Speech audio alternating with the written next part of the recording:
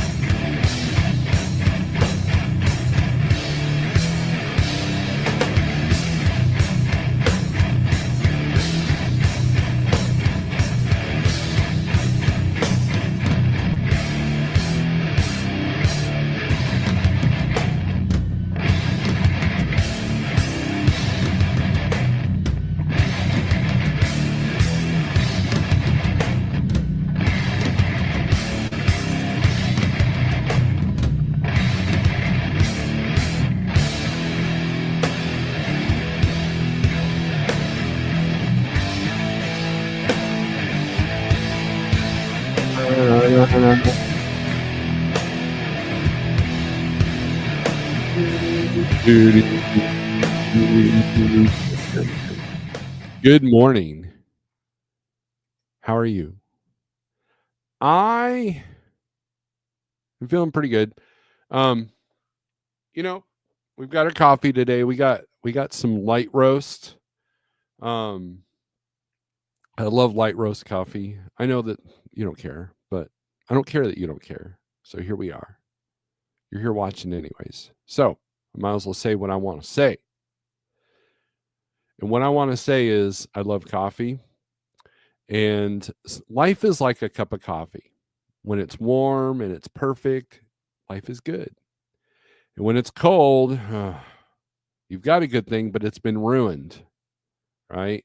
And then you can add all the frou-frou, the sugars and the creams and the frou-frous and the frappuccinos, and pretty soon it's not coffee anymore. It's not the way God intended coffee to be. Next thing you know, you have a sugar addiction. You've consumed 1,000 calories from just your coffee, and then you feel like crap. When in reality, the best part of coffee is by itself, just like life. When you start adding all these bad things to your life, it kind of sucks. You think it's good, but eventually it catches up with you. All right. So, but you weren't here to hear that. You aren't here to see that, right? So, anyways, I hope you have a good cup of coffee. And I'm not judging you if you got the frou-frou stuff. Make that. I'm going to make that abundantly clear. I'm not some coffee snob. But, anyways, Shannon, yes, you are late. So, good morning. Hope all is well. It is Friday, May 16th. Can you believe we're almost into June? We are almost into June. And I haven't had to dispatch much this week, but I have been dispatching. And when I did, it was like easy breezy because the volumes are through the roof. Now, was it Monday? Yeah, Monday, I took a screenshot of the volumes on DAT, and I didn't do it properly because I missed the important states. I thought I got the whole thing, but I didn't. So I can't do like a comparison thing because especially in the areas that I want to look at. But what I'm seeing is, and the reason why I wanted to do that is because it seems like in the last, I don't know, 3 months, Friday volumes are in the tank, right? They're on the bottom of the truck stop bathroom floor, right? So, and you know how nasty that is, right? So we're going to look at volumes today, and I'm going to go by memory of what I saw. I think we're in the 5,000s in Georgia, 3,000s in Florida, 2,000s in Ohio, and I want to see what that looks like today. The other thing is Blitz Week is almost over, so hopefully you survive the DOT week. If you stayed at home, well, thank you. Because the more of you that stay home, the more freight there is for the rest of us that want to run. And so that's a good thing, right? That's a good thing. Because if there's too many trucks, there's too many trucks. Don't believe the hype that there's a driver shortage. There is a good driver shortage, but there is not a driver shortage.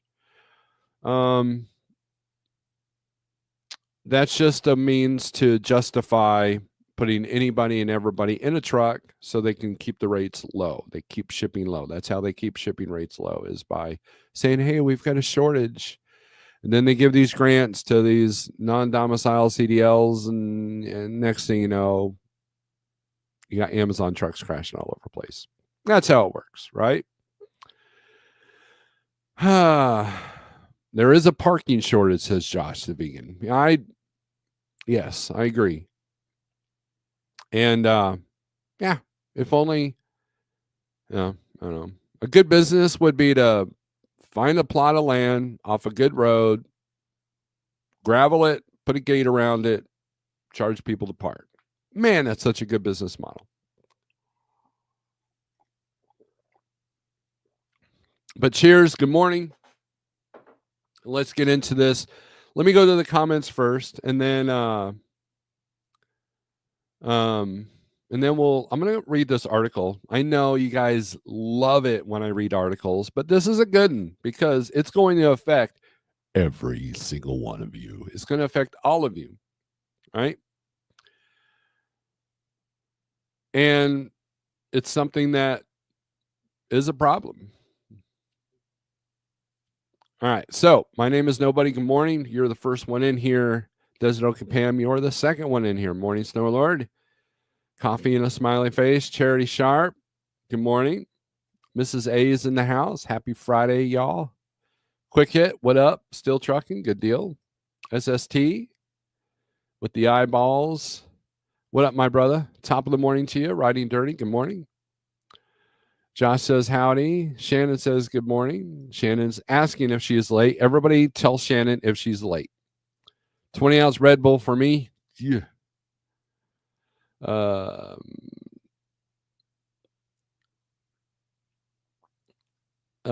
Good morning, Shannon, says Charity. Frou. You like my names? Frou. Loads are abundant and fruitful, she says. Wheelburner says good morning, everybody. Shannon says hi with the pink hand. There is a parking shortage. Yep. Just went through I-40 westbound, saw the damage from hurricane to the highway and bridges. Yep. And Wisconsin got nailed last night with a series of tornadoes. Ryan Hall had some of the damage live. And I think one of the highway cameras caught a piece of one of them. There are short drivers. Yes, there are. Please be careful, Shannon. There is a shortage of you. That sounds freaky. LOL. If there were more STTs out here, it would be a much different place. Yeah, I'd have like 50 people not listening to me instead of just one. The only driver shortage happening is in pay, right? They're shortaging my paycheck. All right, we're caught up on the comments, so I appreciate everybody that's commenting. Hey, let's look at this article here,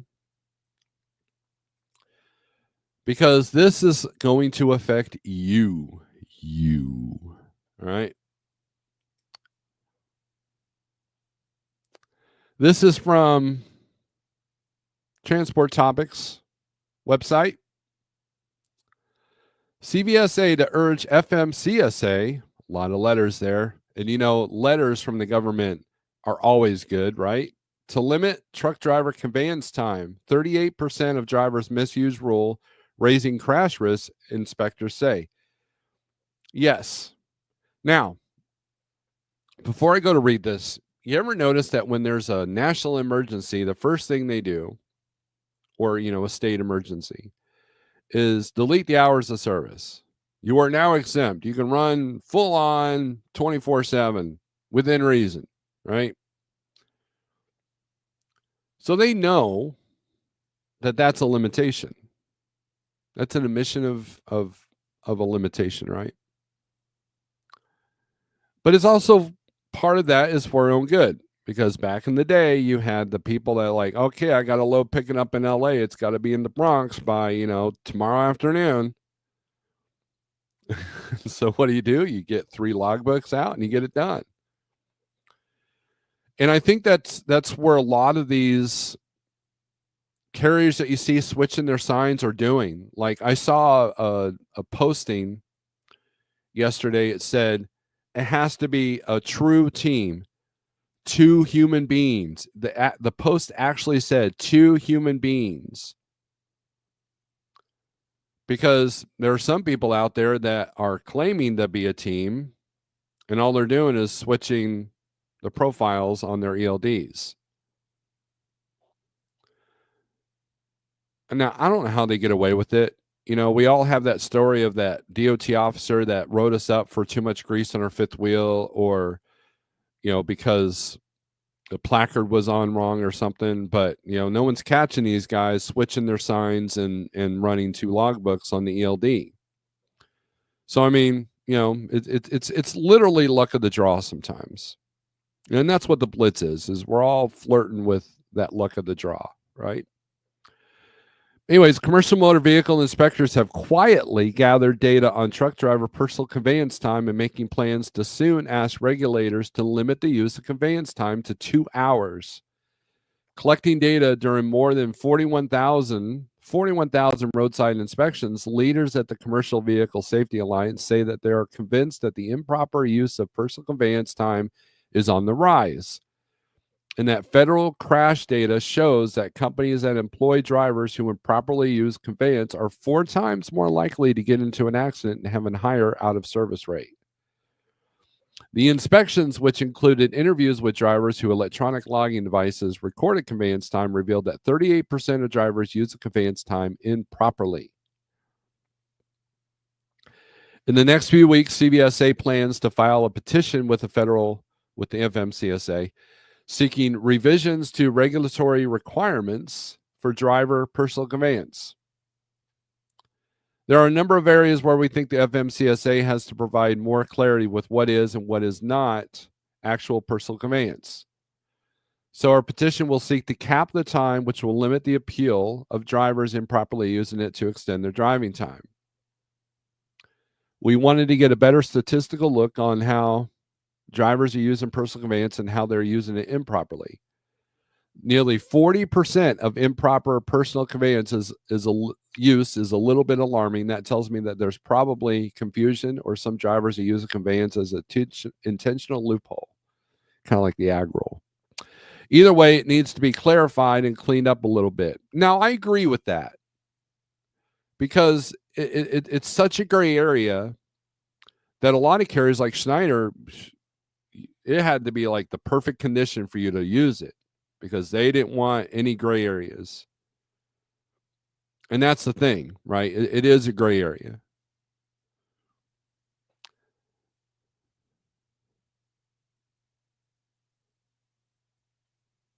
Say you're driving south, Gildy said. This will allow you to drive an hour west to visit your brother, or 30 minutes one way to pick up your prescriptions, or either a number of reasons why a driver should be allowed to use personal conveyance. It essentially allows them to grab food or run a personal errand, or to do things on their time off, but not intended to give anybody 2 extra hours to extend their driving time for the purpose of moving their load. It's when you're driving the truck but you're not working. In 2 attempts over 4 years, CVSA has failed to persuade federal trucking regulators to strengthen the guidance for stopping a rise in truck drivers improperly using PC to stretch the hours they drive. One of the requirements of PC use is that drivers cannot use it to advance their load after their driving hours are done. This time, the inspector group believes it has the data to convince the FMCSA to make the conveyance requirements include a 2-hour time limit.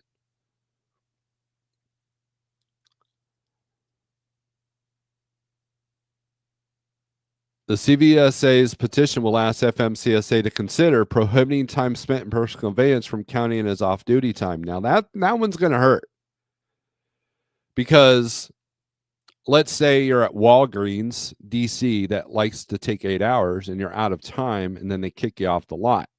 Now, personally, I think if they take 8 hours on loading, they should allow you to at least do another 2 hours so you can have a break. And I've got a story about that one time that happened to me. But if you go on duty at like midnight to move the truck and you got to pick up at 7 a.m., man, that's going to be a problem. It's going to completely change a lot of loads that are accomplishable. Requesting official written guidance that states it's not acceptable to continue driving after reaching an hours of service limitation to get a safe haven because there's no available parking. See, I'm not a fan of that.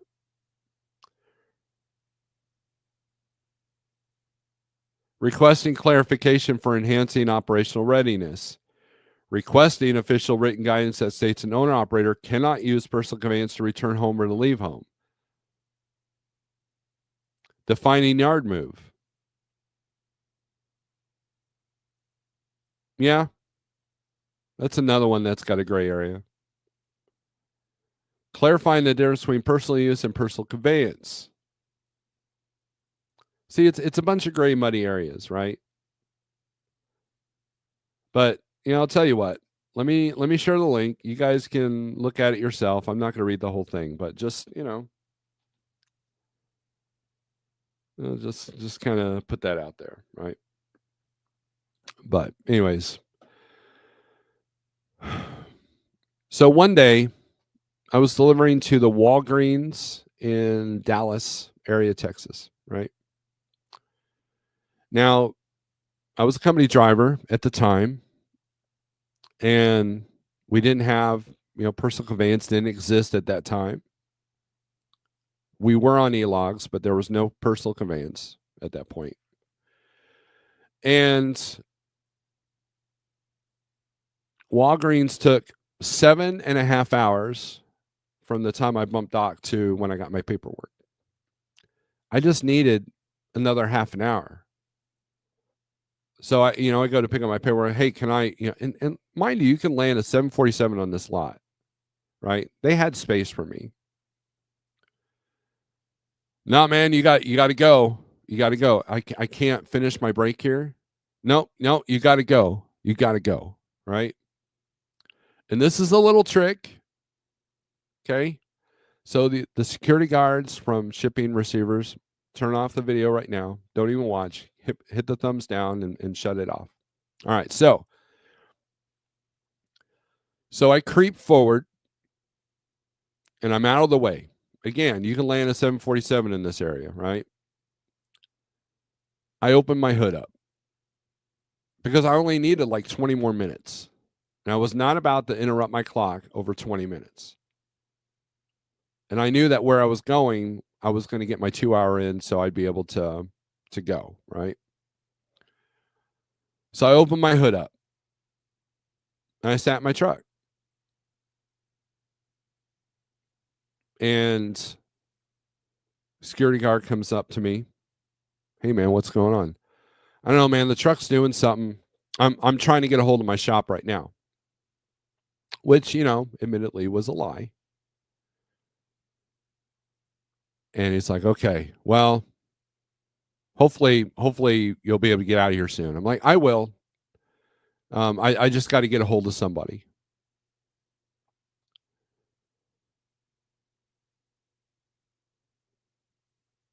And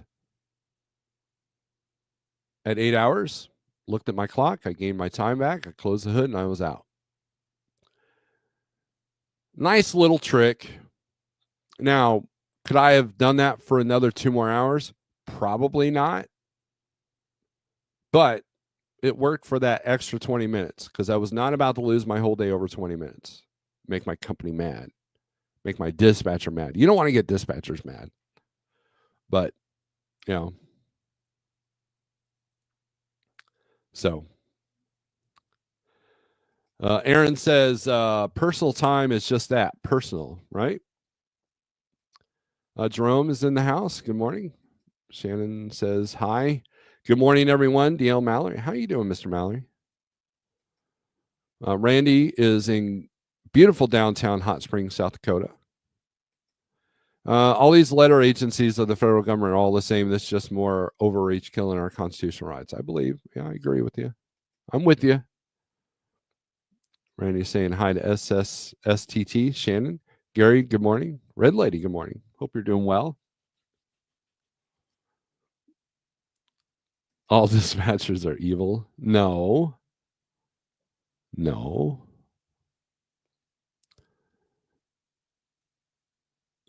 No, that's not true. Mark, what's up? I chased down mysterious air leaks before stalling for time. There you go.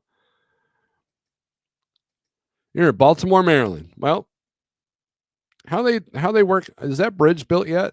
I know that they were kind of fast trying to do it speedily, but anyways, let's look at some low volumes. So let's go to that real quick. This is Friday morning volumes, and volumes have been on the rise this week. Like Alabama's got 879 coming out. I've never seen that number in Alabama. Usually Alabama's got lower numbers coming out. Let's see what Georgia's doing. Georgia's only got 37 today versus the 5,000 that it was 2 days ago. The 5,600 that it was on Monday. Or no, was that Wednesday? I don't know. I can't remember. Illinois got more in than out. Indiana. So these volumes are down a little bit. See what Ohio's doing. Yeah. So the Midwest states are still more in than out. North Carolina, 1262 in, 1930 out. Missouri, 875 in, 851 out. So about even. Minnesota's dead. Michigan's dead. Let's see. PA's kind of dead. Tennessee, more outbound. Wisconsin, 1042 in, 1016 out, about even, kind of like Missouri. And Virginia, 933 in, 977 out. So Virginia is cooling down a little bit. And then Texas has cooled down a little bit too, 4460. That was at 5,000 yesterday. I was looking at that. So, session paused. Mark Ely, I crushed it this week between South Carolina and Florida. Yes, that is the lane right now. North, South Carolina to Georgia, Florida, and back. Just do that. Just do that. You know, and you can even get away with some panhandle stuff because of the volumes in Alabama. Oh yeah, let's look at Florida here. Forgot to look at Florida. 1461 in, 2018 out. So Florida's cooling down, but still, you have 800 loads, 700 loads, or no, 600 more loads coming out than going in. Which that's extremely rare. I've never seen that. Usually it's 2,000 coming in and like 50 coming out, something like that. That's an extreme, but you know.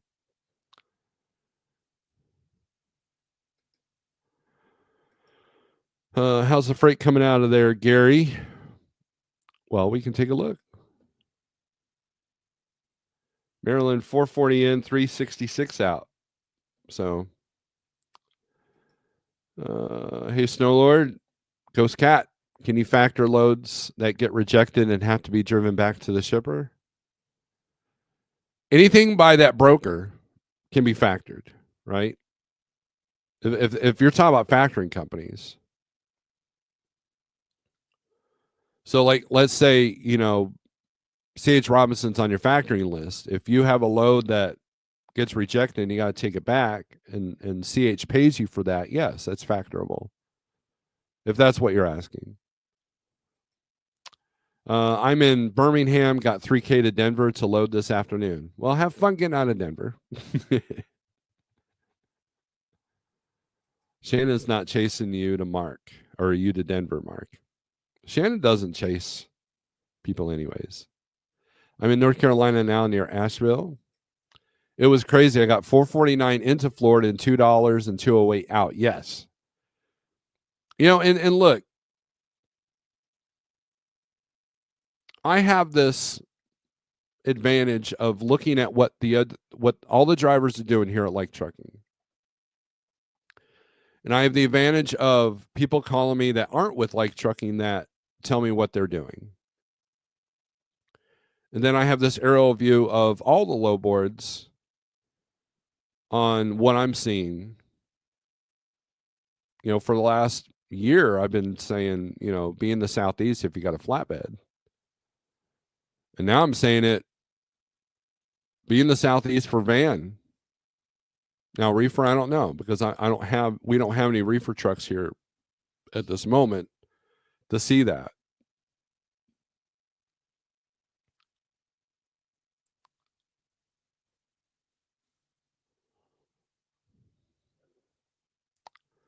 Shannon says, nice, Mark. I'm going to try that next week. Cheap Freight Hauler, good morning.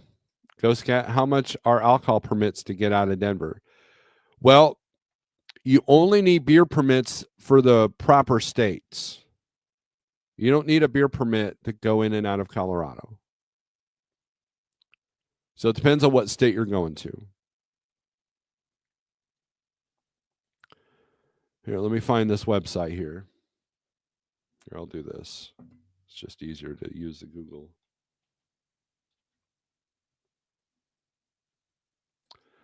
This is a website called brewmovers.com.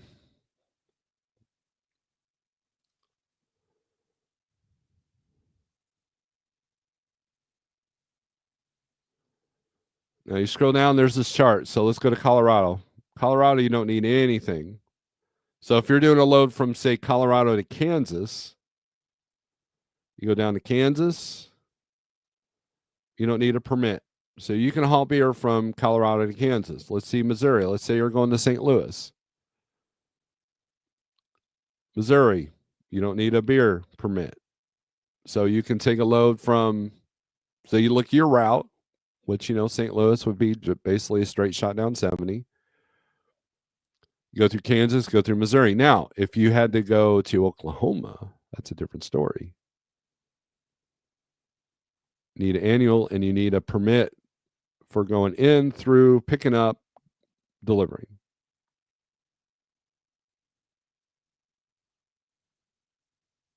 So you got to look at your routing, because a lot of these states need a permit to go through, like South Dakota. Actually, no, you don't need one to go through South Dakota, but you need it for within, from, and to South Dakota. Florida, you don't need a permit. Georgia, you don't need a permit. Hawaii, you don't need a permit, like you're going to go through that. So you just got to, here, I'll put this website. I'll put this in the chat.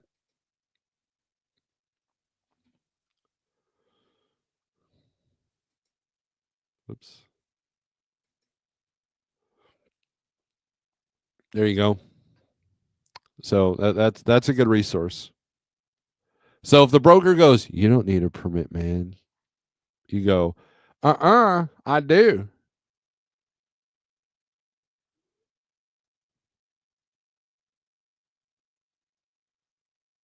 Like you don't need a permit for Utah or Nevada. So you can essentially pick up beer and go to, Nevada.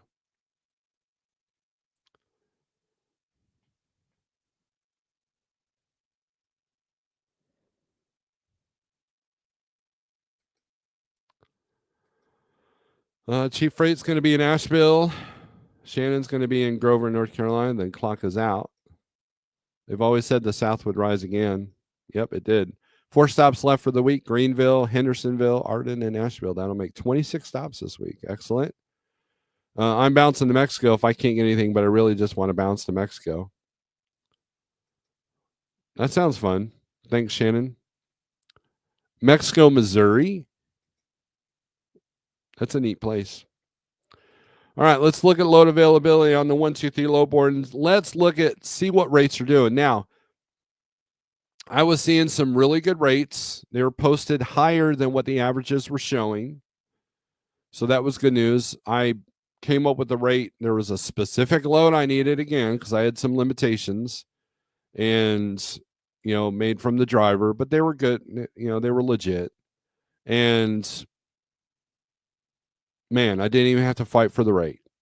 So it's kind of funny how we go from losing loads over 50, 100 or $200 to being asking for another $200 or $300 and getting it. You're like, whoa, okay. Psychologically, it kind of wears on you.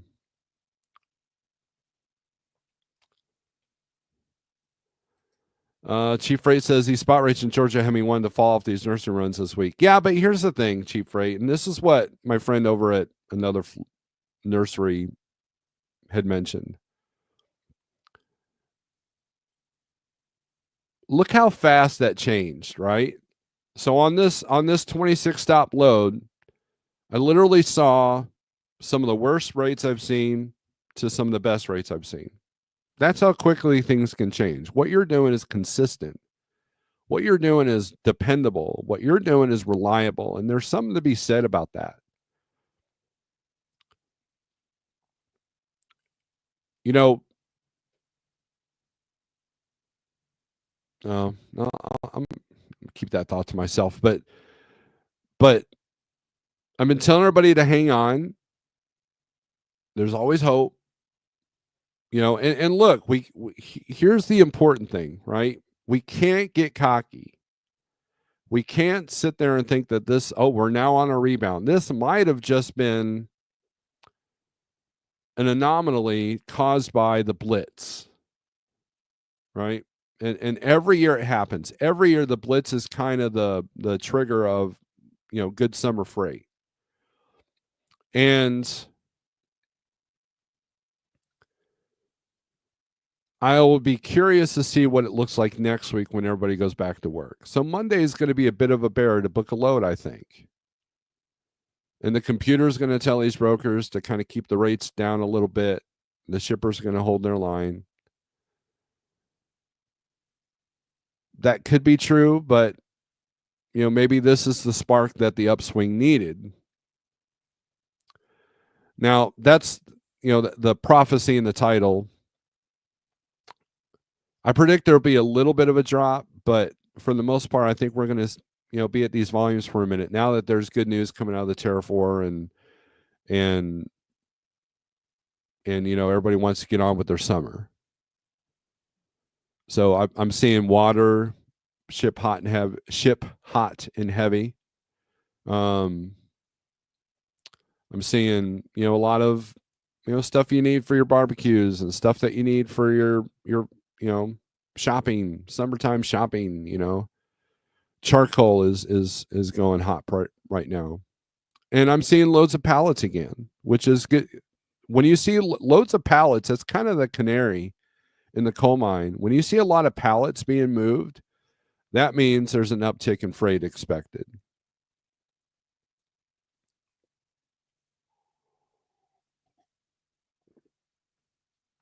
One of my top 5 customers that I serviced in my truck with all the companies that I drove for were pallets.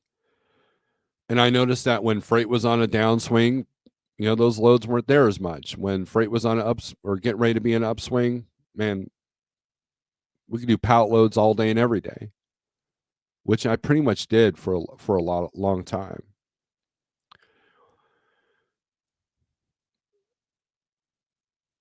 Now, the other prediction I'm going to make is the brokers are getting frustrated with the language barrier challenges. They're getting frustrated with the one-word emails, what rate, or two-word emails, what rate. I saw a posting yesterday where this lady she goes, if you ask for more, she posted all the information in the comments, and then she said, if you ask for more information or if you just email more info, then I'm immediately deleting your email. Like, you could tell she had had enough.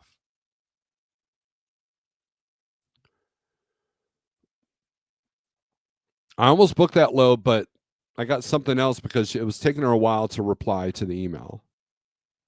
And that's the other thing that happened yesterday was there was a ton, like for the last 3 days, there's been a ton of brokers calling me and or Jeff.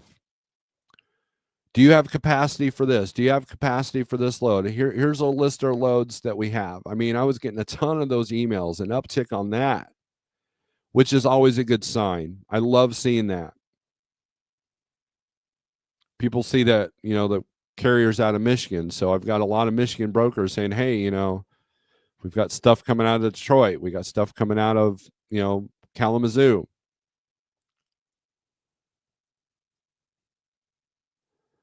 And so that's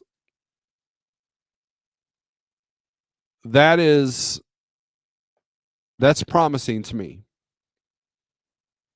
But I think that, as more and more of these language barrier carriers are causing accidents and causing equipment damage and being unreliable, the brokers are going to start either just email only or they're going to be like, you'll be able to sell yourself a little bit.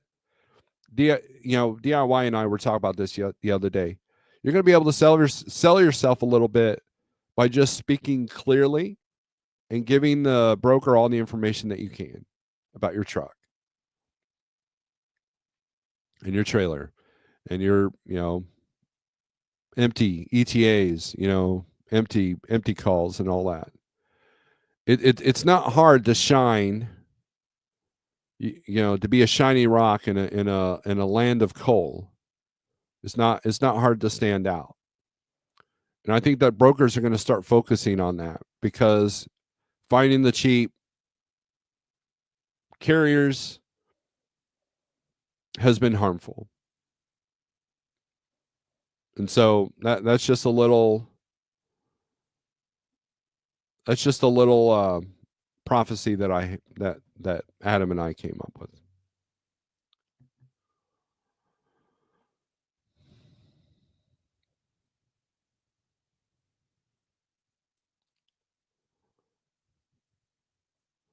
Rates look well since everybody was parked. LOL. Yep. Chief Freight says that's what has kept me doing since 2020. I'm number 2 on the list here, and I get to choose my loads. Disappearing early would cause me to lose that. Yeah. You definitely don't want to do that. You understand the importance of relationships. TQL is blowing my phone this week, so you know it's good, right? Monday morning will be hard to book a load. Brokers will be trying to push down. Monday afternoon will probably determine if it was a great or a changing market. That's a good assessment.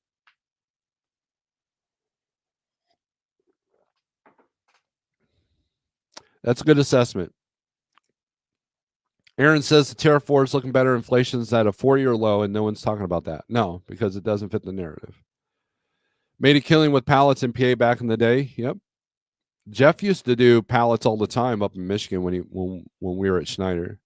That's all he was doing pretty much. The mass email language I've gotten this went this week from an included rate to what do you need to run this? Yes. I noticed that too, Chief Freight. It's like instead of like point A to point B, $896, it's Point A to point B. What's your rate? Shannon says, yeah, me too. Brokers calling, emailing me a lot now. Yep, good deal. That's right. The non-English are causing the accident stuff. They pushed all the regulation off on us because of it. Nah, I mean, look, drivers been having accidents before that.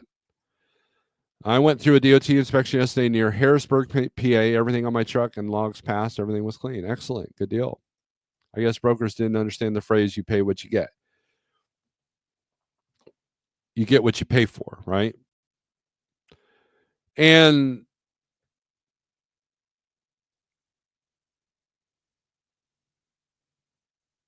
I mean, it's part of the game, really. I mean, it's part of the game. It's what you signed up for if you're running the spot market. And I try to take care of the brokers that value that.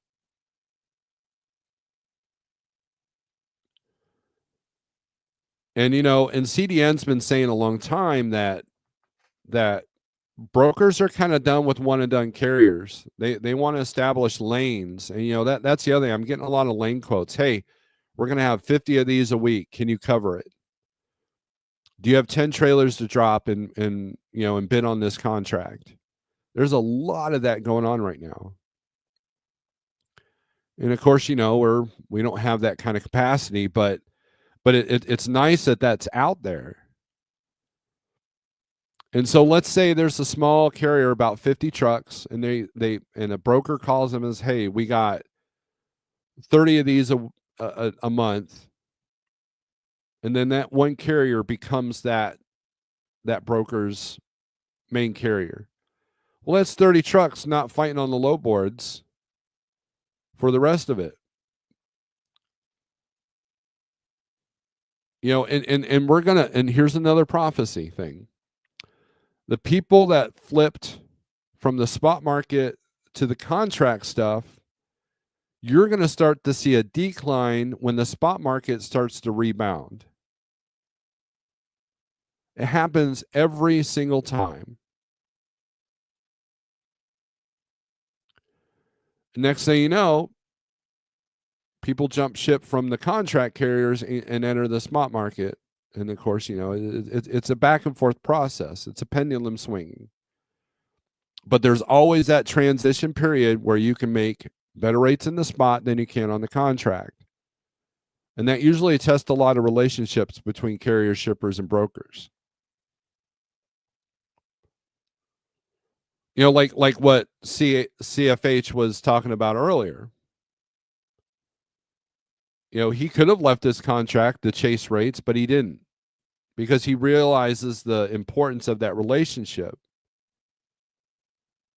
Because when things are down, that relationship becomes even more important.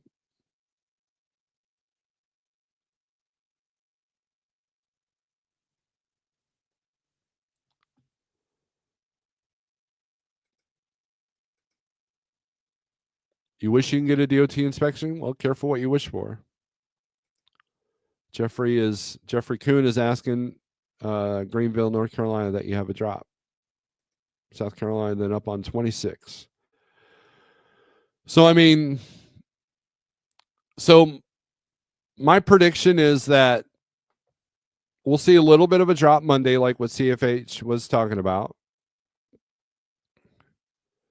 But then I think they'll hold steady for a minute, and you won't have to fight for that extra little bit of money. But, again, Adam and I were talking the other day, and he was talking about carriers that were asking for $1,000 more than what was already a generous rate. Drivers are they're quick and easy to get greedy. And that destroys relationships. Think about this. Every broker has a grading system. That's why they've pushed everybody onto their apps. They keep track of not just your on time, they keep track of your communication abilities, but they also keep track of how much you always quote over. on their Book It Now, right? If you're constantly doing $500 to $1,000 over, their computer's going to shut you out. You won't notice it, but it'll be like, no. But the more reasonable you are, and the more reasonable they'll be, for the most part.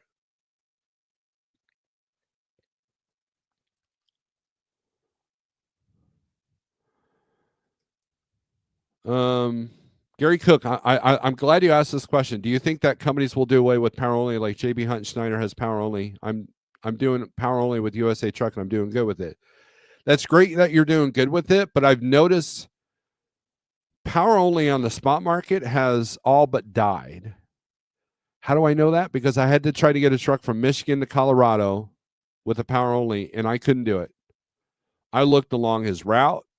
I looked every single day. I tried all the big carriers, JB Hunt, Werner, even TQL didn't have anything that worked. TQL usually has the most like loadout trailers, and like it just, like when I did a 300-mile radius of Detroit to a 300-mile radius of Denver, like 2 loads would pop up, and none of those guys were answering emails, and the other one was a scam. So power only is pretty much dead in the spot market, because a lot of these carriers, and Gary, I'm going to use you as an example. So what you said to yourself was, you know what, spot market kind of sucks. I'm going to save a little bit of money on renting a trailer, and so I'm going to do this. I'm going to do the USA Truck thing.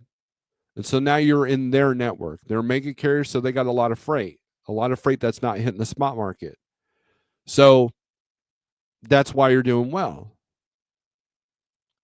And so there's a lot of carriers doing that. I know that your carrier Advance tends to do a lot of that. Just like on one of the other downturns, I've seen a lot of people lean on Amazon. At Landstar, the primo thing to do was to get on the Walmart accounts. So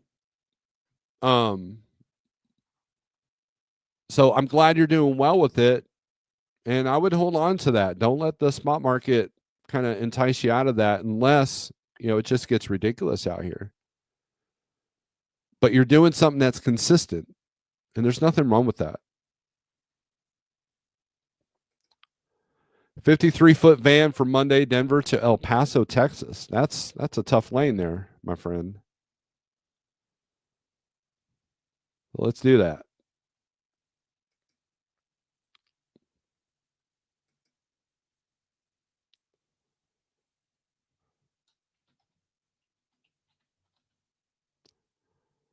Here we are talking about good rates, and you're gonna force me to look in a lane that sucks, dude.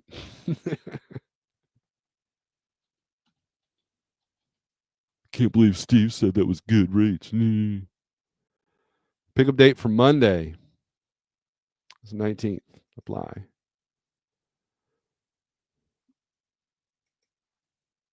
Oh, I got this on power only. Hold on. No.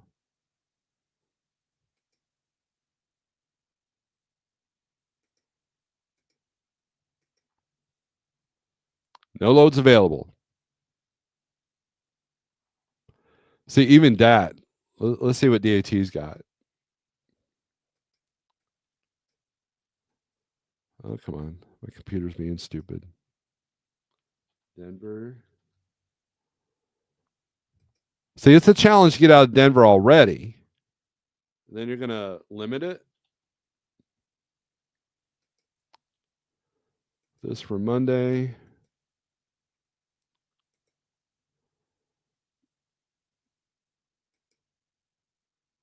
Zero results. So it's not just 1, 2, 3's volumes, right?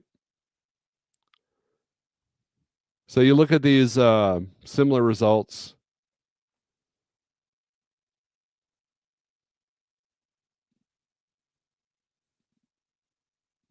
Look at the mileage. Like Fort Collins to Safford, Arizona.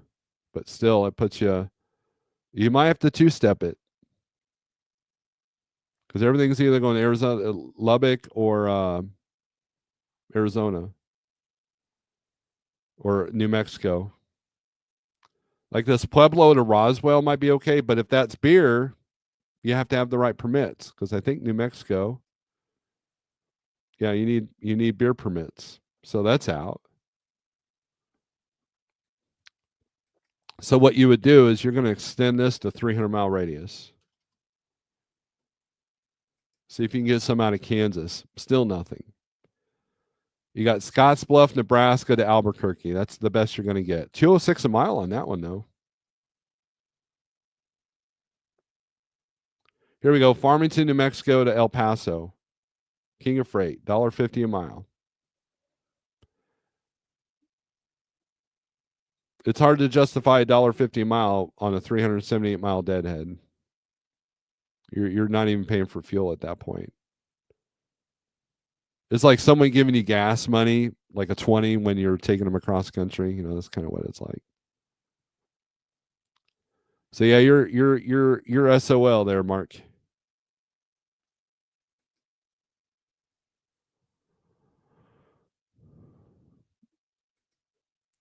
Yeah, and they always keep track of how cheap it will run for. And remember that. Yes, that's the other thing, Aaron. I'm glad you brought that up. Brokers will keep track. Oh, this carrier tends to be lower, so we'll get them.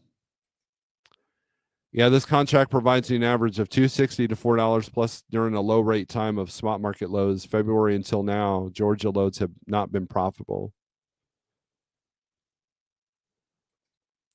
If it was North Carolina next town over Washington, hang out at the rest area, and it's almost a guarantee you'll get inspected, says Jeffrey Kuhn. I'll have to try that in the future, Jeffrey. No, the Mexican trucks take it, just bounce home. My daughter's graduating, so I won't be late. Yeah, in a situation like that, look on the low board, right? But just go, right? Unless one of those New Mexico loads pay well enough that you can deadhead after that, and it doesn't screw up your time. I once asked a broker, do you actually run loads for that rate? He laughed and said, yes, all the time. I said, wow, they must not even be paying insurance. That's good. She wants Baylor. She wants to become a pediatrician doctor. Excellent. We need good pediatricians. So, anyways, let's look at load availability. Let's look at the states that have freight, not Mark's weird states. Let's look at van here. Apply. All right, let's go to Georgia, shall we? The state of the hour. See, they're even paying almost $2 a mile to go to Texas out of Georgia. Can you believe that? Man. Here we go. Here's a perfect example. So, Savannah to Enos, Texas, picking up today. 1905 is where rate checks it. They're at 1900. You could probably get them up to 2000. Maybe. And then you got Atlanta to Spring Hope, North Carolina. $1,100, $263 a mile. Now, probably this delivers Monday, so you're going to make more on this Texas load. But this is half the miles, right? For $263 a mile.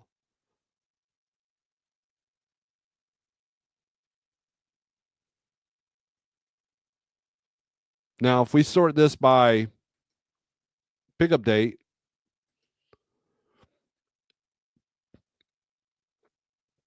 $1.24 to California, no, get bent.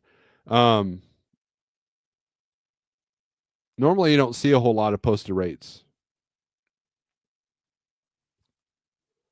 Like this one here, this is a stinker. Albany, Georgia to Scott, Arkansas for $1.35 a mile. It's a partial, that's why. LTL.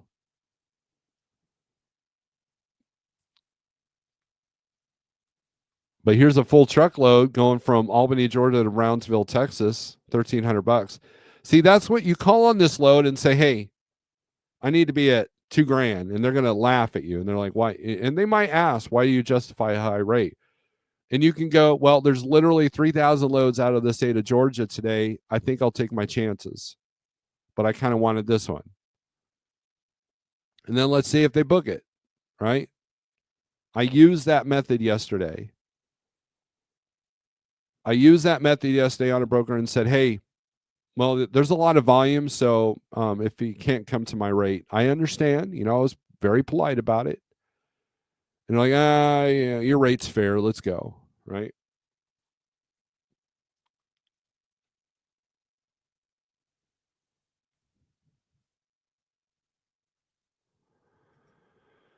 Wheelburner says, did you see the article stating that CVSA has voted that for a non-proficiency in the English language will now put drivers out of service? I did not see that part of the article, but I have heard that Oklahoma is actually doing that. Some states are actually doing that. And that's going to affect capacity as well, which is why the brokers are going to be a little bit more cautious about that. Because if that goes through, Wheelburner, that's going to change the game completely. Because what's going to happen is the brokers are going to want, like, we already have to jump through hoops. You already have to like hold 3 fingers in front of the truck with your logo on it, give us the VIN number, your firstborn, and your passport, and show the empty trailer, all that stuff, right? And then now they're going to be like, they're going to want to have a conversation with you first. And now that's going to make it harder for the people that depend on the click and goes, because the click and goes don't care about that. The click and goes and the AI computer, like what some brokers use, they don't care about that. But if that starts happening with all the states, that's going to change the game completely. And the brokers are going to have to figure out a strategy for that.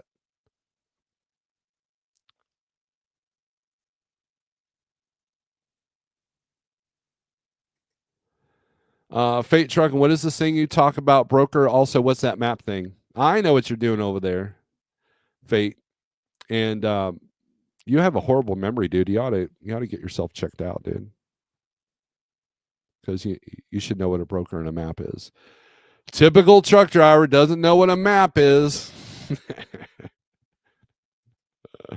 Oh man, I had to do it. But look at this: $1,000 to go from Georgia to North Carolina, 364 miles.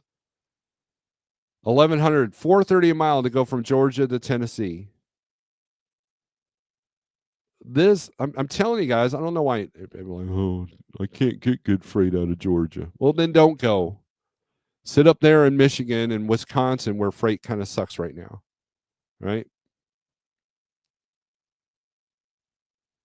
Look at that. California freight rates are still blah.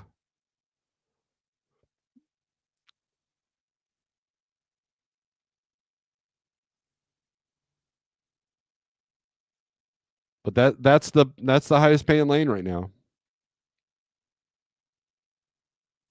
Because what I like about Georgia and North Carolina back is it's pretty equal both directions. Whereas Florida, you're going to be a little bit lopsided.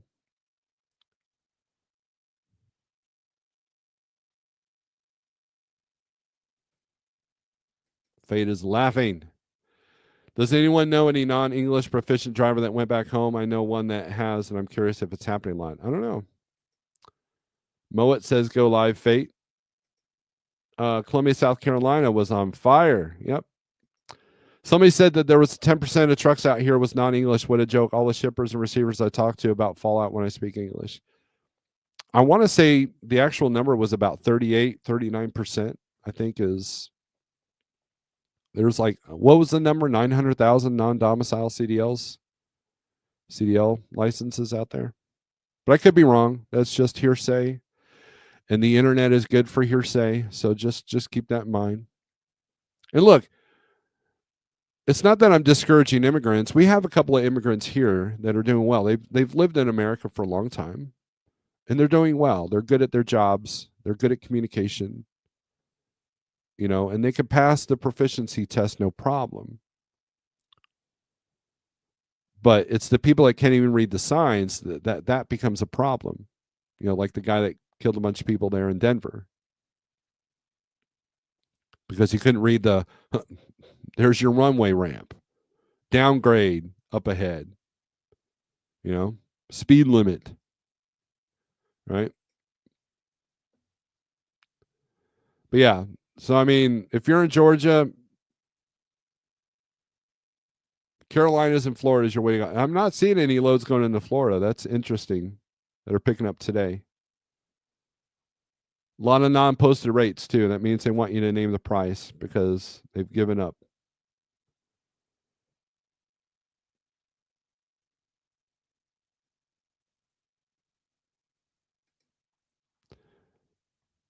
Let's go to Missouri. And then we'll go to PA. We'll look at PA, what's coming out.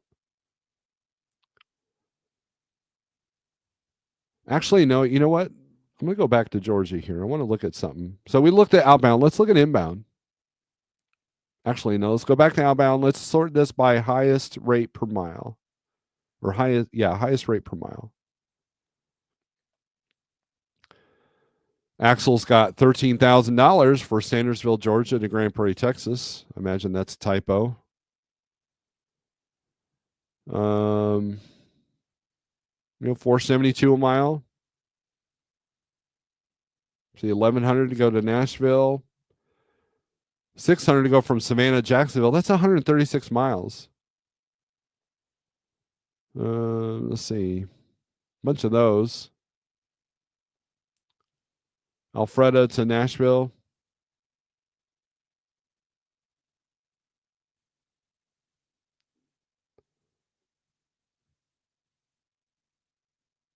Here we go. Buena Vista, Georgia to Charlotte. 348 a mile, 1250.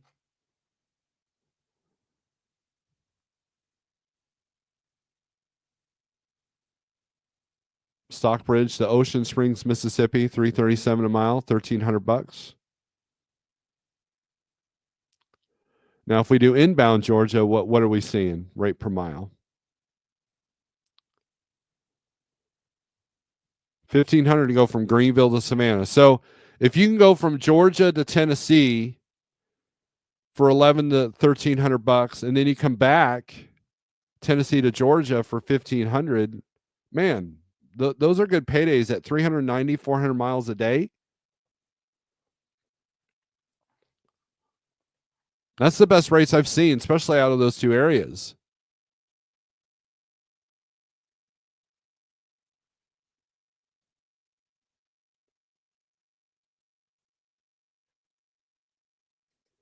It's CDLs. Yeah, when you say that. CDLs. CDLS.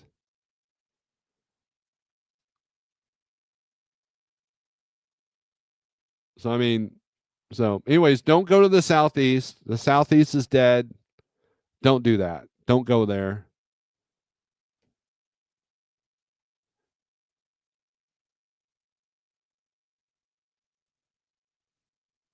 Now, comparatively, let's look at Ohio. Highest rate coming out of Ohio. $1.86 go to Calgary, Alberta. 3,000 go to Las Vegas. $1.19 to go from Ohio. It's paying better to go from Georgia to California than it is to go from Ohio to California. And here's the load of the hour. $1.07 a mile to go from Groveport to Lathrop, California. Meanwhile, you get $2.15 a mile to go from Columbus to Plant City.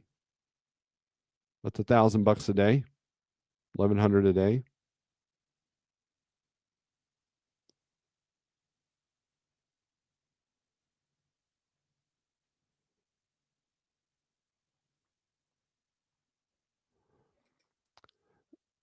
What I have to be able to read signs and map to be a trucker. I'm from northern Minnesota. I can bait a hook and shoot a gun. Will that work? Yeah, if you want to eat. That's a great skill to have if you want to eat. Mark says, I hope the Ohio Valley comes back strong. I think that's going to be tariff related. Now, because of the delay of shipments, it could be that the southeast will that flame will go out. It's possible. But right now, that's why you got to be flexible if you run the spot market. You got to be able to run a certain area for a minute while it's hot and then be able to jump out when it's not. And recognizing when it starts to do that before everybody else does. That's the skill set that is very helpful to have in the spot market. That's the skill set I've tried to acquire. Some days I'm good at it, some days I fail.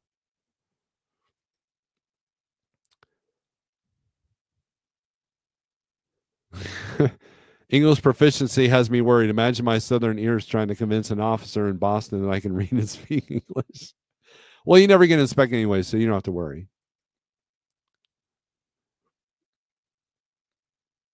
Right, here's Groveport to Auburn, Maine. That's the highest paying stuff usually is either Florida or Northeast. Coming out of anywhere, really.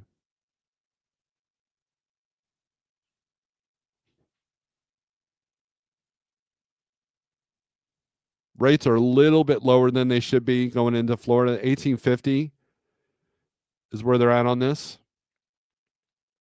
Hold on a second.